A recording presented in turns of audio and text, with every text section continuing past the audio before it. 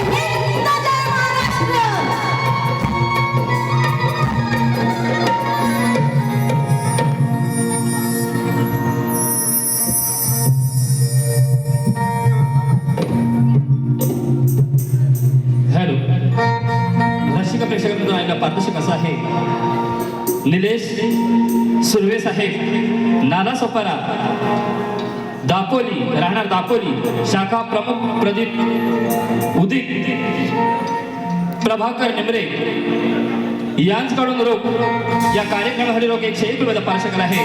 नाच मंडळ आभारी आहोत. धन्यवाद धन्यवाद धन्यवाद.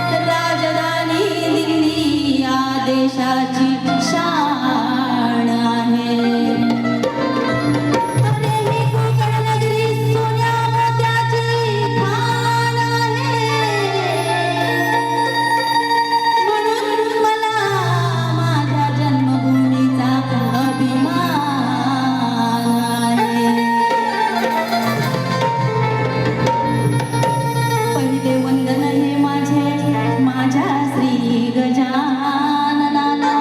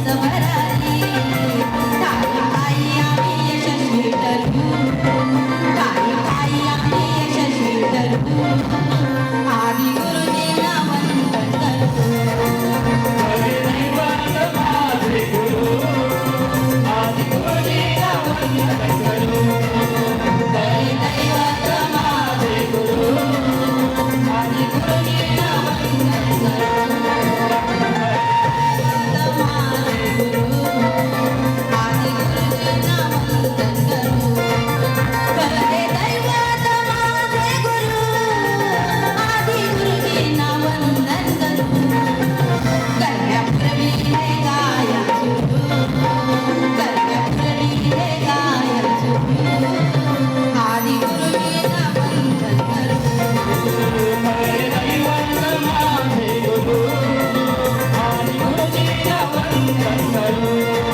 खरे दैवत माझे गुरु आदि गुरुजींना वंदन करू खरे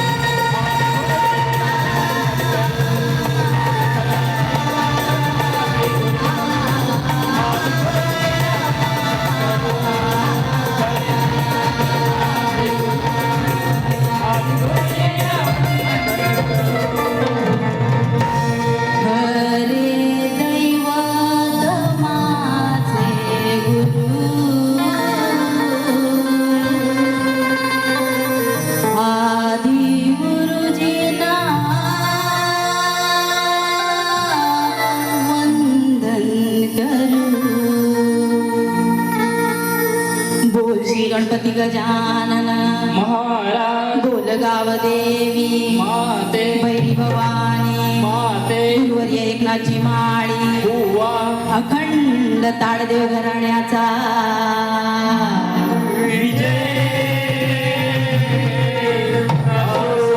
साई श्रद्धा महिला कला पथकाचा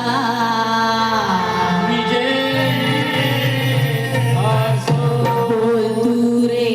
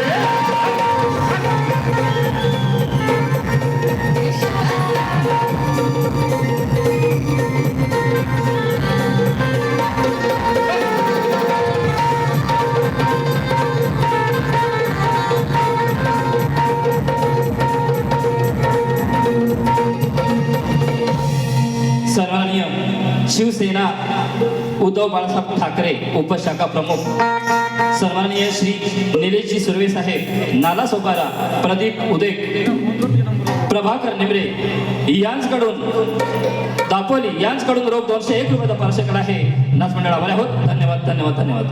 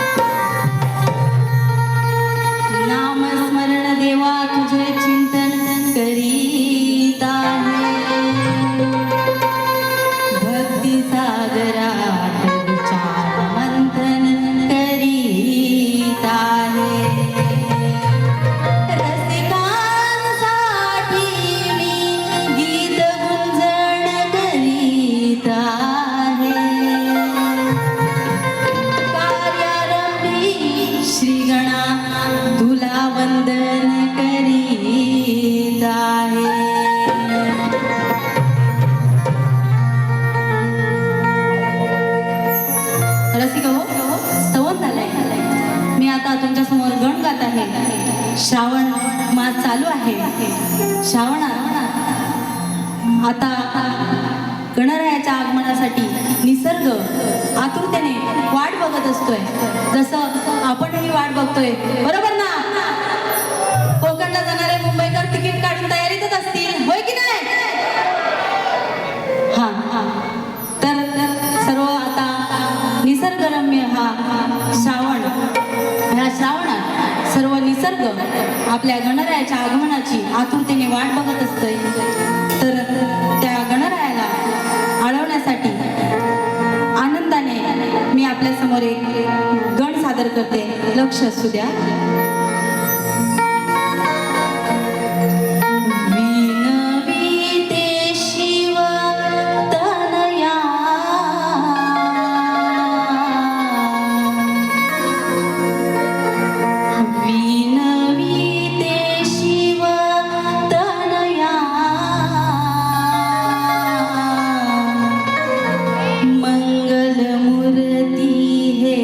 बापा मोरया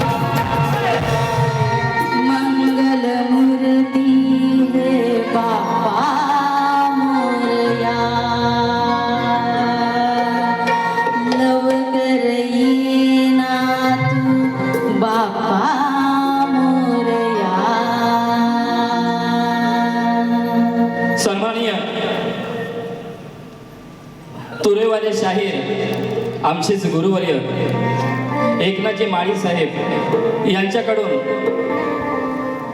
यांचे शिष्य सुहास चांदिवडे यांच्याकडून रोख 101 रुपयाचा पार्श्वकला आहे.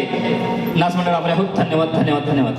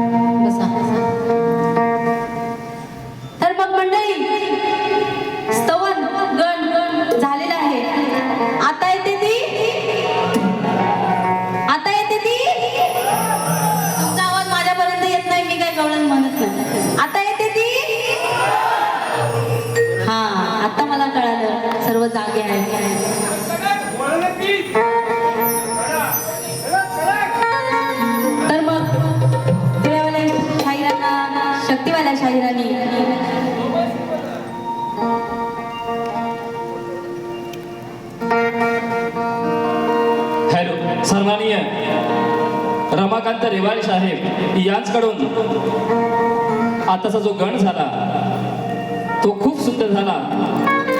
त्यांच्याकडून 151 रुपयाचा पार्श्वकला आहे. नाच मंडळ आभार आहोत. धन्यवाद. त्याचप्रमाणे सन्माननीय कवी शशिकांत कापसे साहेब यांच्याकडून रोख 201 रुपयाचा पार्श्वकला आहे. नाच मंडळ आभार आहोत. धन्यवाद धन्यवाद धन्यवाद.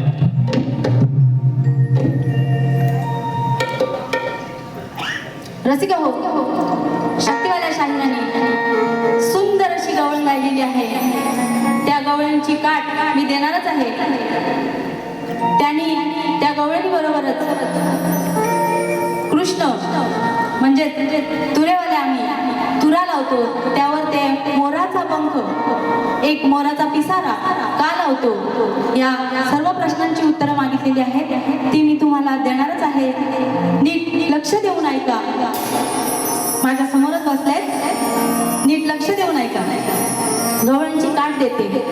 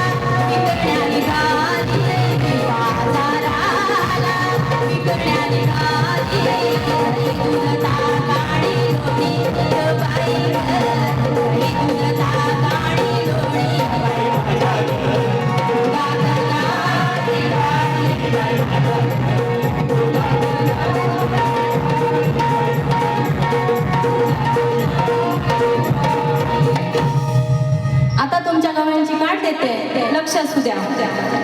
भक्तांसाठी हृदयात माझ्या, भक्तांसाठी हृदयात माझ्या प्रेमाचा वाहतोय झरा, याची साक्ष ग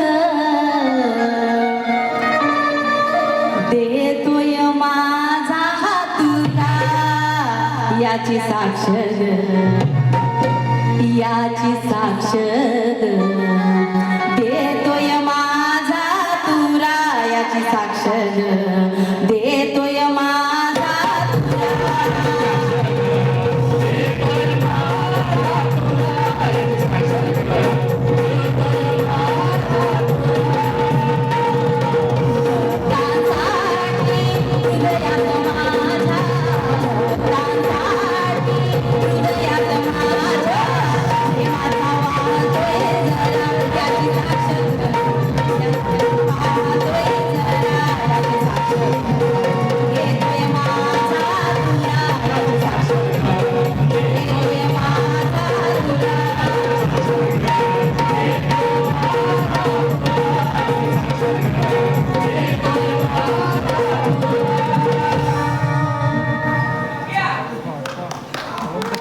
आणि या मोर पंखाचा तुरा का लावतात याचा अर्थ पण सांगते, लक्ष देऊन ऐका.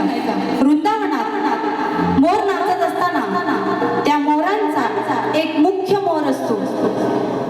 त्या मोरानं आपल्या प्रेमासाठी कृष्णाला दिलेलं आपलं प्रेमापोटी कृष्णाला दिलेला हा एक मोरपंखाचा पिसारा, म्हणून कृष्ण प्रेमानं दिलेला असतो. मोरानं त्याला प्रेमानं दिलेला हा पंखांचा पिसारा असतो, म्हणून कृष्ण सदैव त्याला आपल्या माथ्यावर म्हणजे तुऱ्यावर लावत असतो. आणि मोर हा निसर्गरम्य प्रेमाने नटलेल्या या प्रेमाचं प्रतीक आहे, आणि म्हणून तो आपला पक्ष्यांचा राजा मोर म्हणून ओळखला जातो. आणि मोर हे एक नम्रतेचे देखील प्रतीक आहे, म्हणून कृष्ण मोराचा पिसारा सदैव आपल्या माथ्यावरती लावत असतो. तुऱ्यावाल्या शाहिरा, तुम्ही इथे बसलेलाच आहात. मी मोरपंखाचा शक्तिवाल्या शाहिरा, मी मोरपंखाचा सविस्तर अर्थ कृष्ण माथ्यावर का लावतो सांगितलेला आहे. आता मी माझ्या गवळणीकडे वळते, लक्ष असू द्या.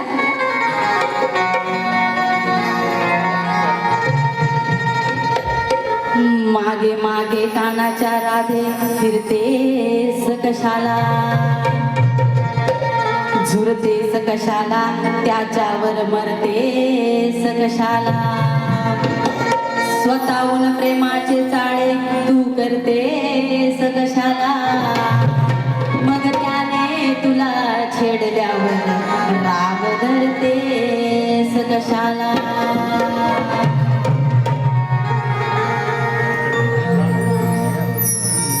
नवरासून जीव हा गुंतलाय कान्हात, नवरासून जीव हा गुंतलाय कानात, राधा गुपचूप कानाला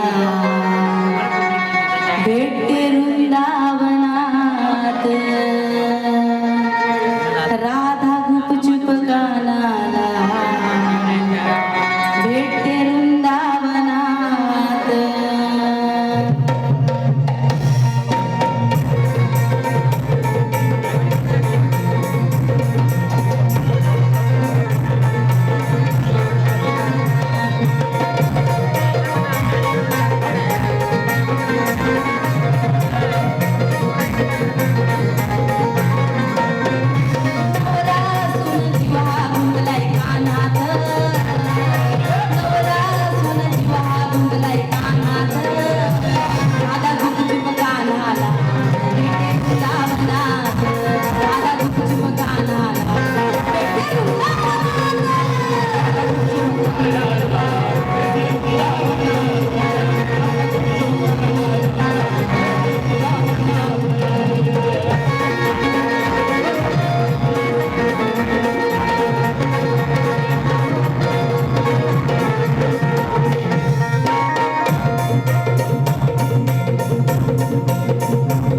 माझ्या गवळीचा अर्थ सरळ साधा आणि सोपा आहे. लक्ष द्या. अनयाची ही राधा म्हणजेच राधेचं लग्न झालेलं असतं तरी देखील ती कृष्णाला भेटण्यासाठी वृंदावनात जात असते. कृष्णाची आठवण आली की उठली सुटली. बघा ही राधा कृष्णापेक्षा खूप मोठी असते.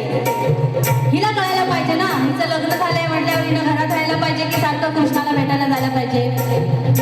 ही सारखी कृष्णाला भेटत जायची. म्हणून मला काय म्हणायचंय लक्ष असू द्या. हिच्या विषयी सांगावं काही घर कामाचं लक्ष नाही.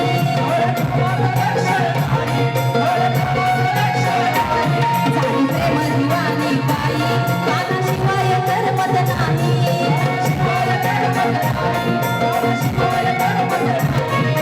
कामक्रीडेची इच्छा येतात मनात कामक्रीडेची इच्छा येतात मनात राधा गुपचूप कानाला भेटे वृंदावनात राधा गुपचूप कानाला भेटे वृंदावनात.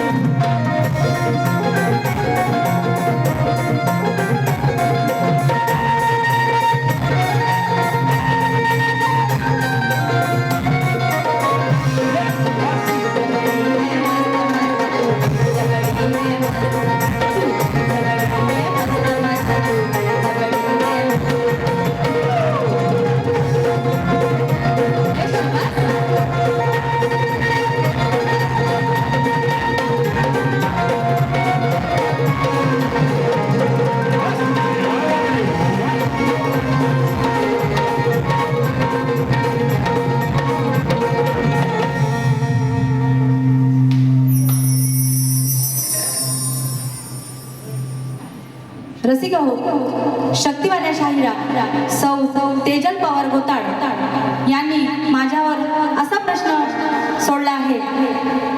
प्रश्न वाचते, लक्ष असू द्या. विराट राजाच्या नगरीत विराटेश्वर नावाचे मंदिर होते. त्या मंदिराची उंची किती? तिथे एक वृक्ष आहे. त्या वृक्षाचं नाव व महत्व काय? तर शक्तिवाल्या शाहिरा, मी तुमच्या प्रश्नाचं उत्तर देते, लक्ष देऊ नाही का? प्रश्नाचं उत्तर असं आहे, विराट राजाच्या नगरीत विराटेश्वर नावाचे मंदिर होते. त्या मंदिराची उंची 70 फूट अशी आहे व तिथे एक वृक्ष आहे.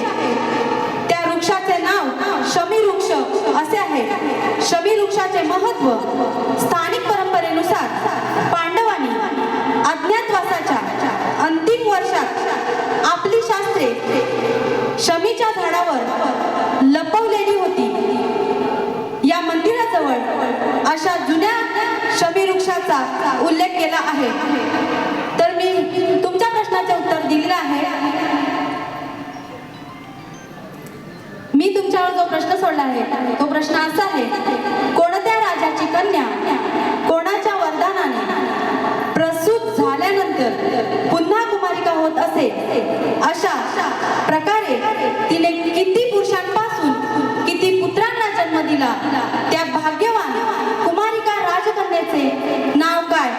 हे मला तुम्ही शास्त्राद्वारे सांगायचं आहे.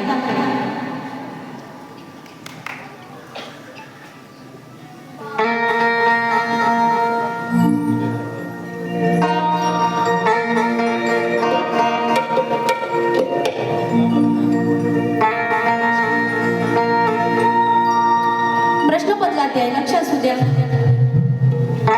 शुद्धीत येना ध्यान तू देना, शुद्धीत येना ध्यान तू देना, प्रश्न हा माझा समजून घेना. जाऊ नको तू मोठेपणात, जाऊ नको तू मोठेपणात, डोकं लाव तू शास्त्र पुराणात,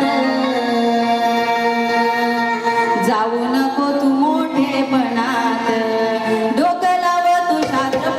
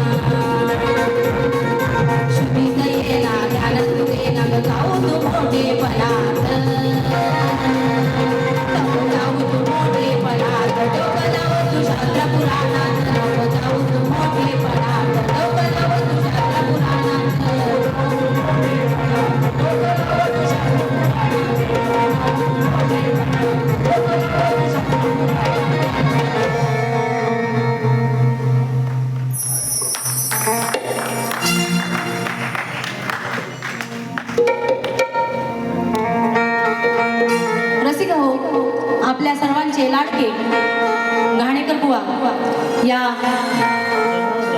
आपल्या सर्वांमधून निघून गेलेले आहेत. त्यांच्याकरता एक छोटंसं आदरांजली गीत गाते.